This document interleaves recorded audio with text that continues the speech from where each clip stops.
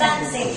Se busca a la señora Silvia Carolina Montoya y a su hija Jocelyn Montoya, esto en la isla Méndez, en el Bajo Lempa, ya que no se sabe nada de dónde se encuentran. Si alguien conoce a la señora Silvia Carolina Montoya y a su hija Jocelyn Montoya y saben dónde se encuentran, comunicarse al teléfono 7602-4977. Repito el teléfono 7602-4977. Nosotros continuamos con más de su programa. Hoy es un buen día y como se lo anunciamos, estaremos hablando sobre gestión de riesgos, también sobre vulnerabilidad. Para eso queremos darle la bienvenida al doctor Ángel Forlán. Él es de la Federación Luterana Mundial de Argentina. Bienvenido, doctor, un placer que nos acompañe.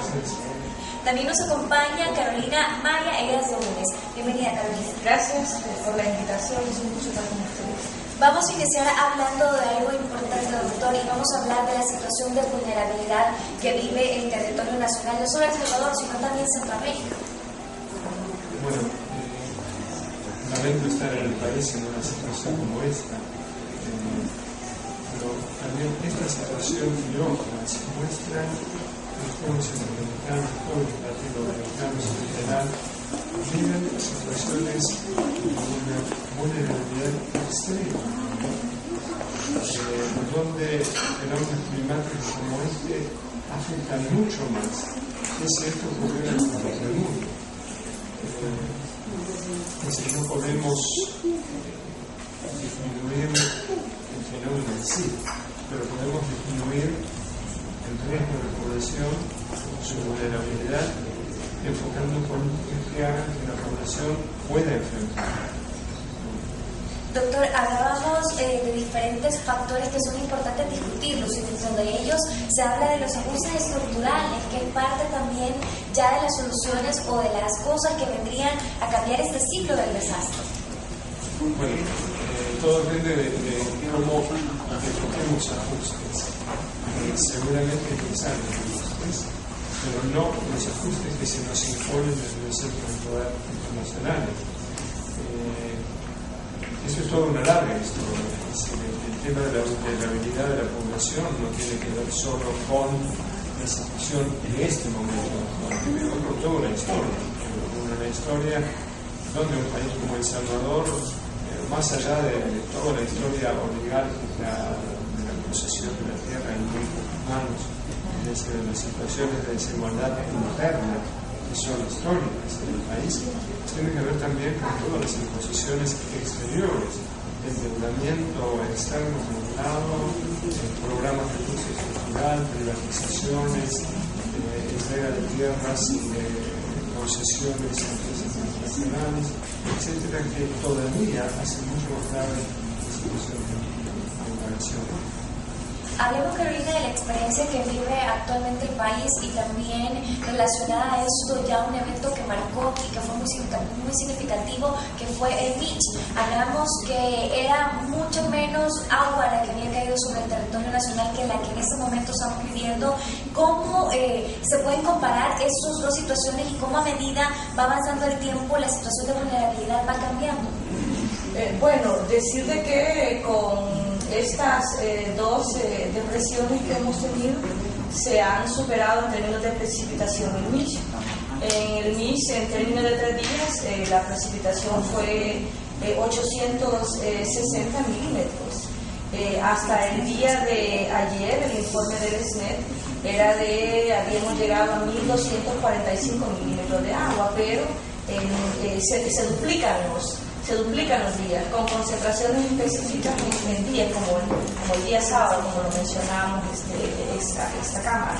Ahora bien, ¿qué pasó en el MIS y qué está pasando ahora? Somos más fuertes en términos de enfrentar este tipo de fenómenos en el 98 que ahora.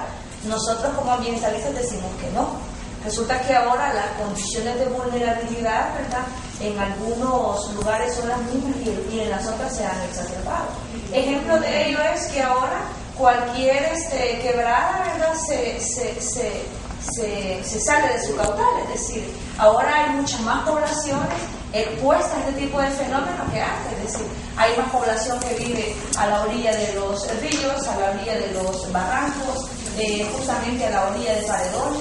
Esto tiene que ver justamente, como ya lo planteaba muy bien el doctor, con políticas económicas, con políticas sociales que lejos de beneficiar a la población para que esa población fortalezca su capacidad, resulta que la población ahora está más expuesta y tiene menos capacidad para enfrentar fenómenos de este tipo.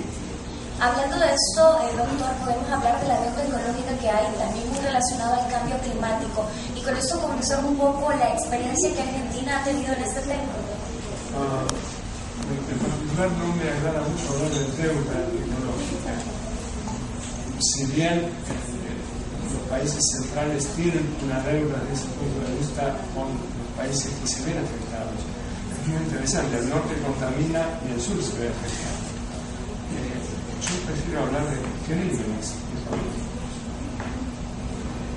Acá no se trata solamente de daños económicos, se trata de daño a vidas humanas. Tenemos el calentamiento global, producido en el norte, las consecuencias del cambio climático, hacen que los pueblos hayan sufrido daños gravísimos. Yo no soy especialista en el tema del cambio climático desde el punto de vista de porcentajes y incidencia exacta, pero es indudable que los fenómenos catastróficos han aumentado y van a aumentar más. Por el momento las soluciones que se ofrecen, yo creo que son falsas soluciones. Tanto el Fondo Verde para el Clima, como el RED, como otras posibles soluciones, fondos de carbono, etc., finalmente terminan beneficiando a los más poderosos y a los que tienen más, pero no benefician directamente y claramente a las personas más vulnerables. Un hecho que nos preocupa mucho es que en el tema del financiamiento para el clima, el Banco Mundial ha sido designado como el comisario de los fondos que se reúnen, y son poquísimos. Hablaban de 30.000 millones de dólares que eran necesarios en 2012, no han juntado más de 7 o 8 millones, y el Banco Mundial utilizará ese dinero, es interesante, para dar préstamos a un dinero que debería ser indemnización del cambio climático. De hecho, el Banco Mundial está dando un préstamo ahora a El Salvador por más de 50 millones de dólares, de los cuales parecería ser la solución los 25 que tienen ahora. Indudablemente son absolutamente necesarios, pero no deberían ir como préstamo. Y, perdón, que parece mi opinión desde afuera, no deberían ser aceptados como préstamos. Es decir, el Banco Mundial tendría que intervenir en este caso subsidiando situaciones como esta y no ofreciendo préstamos que finalmente van a terminar perjudicando a las mismas personas que están perjudicadas. Esto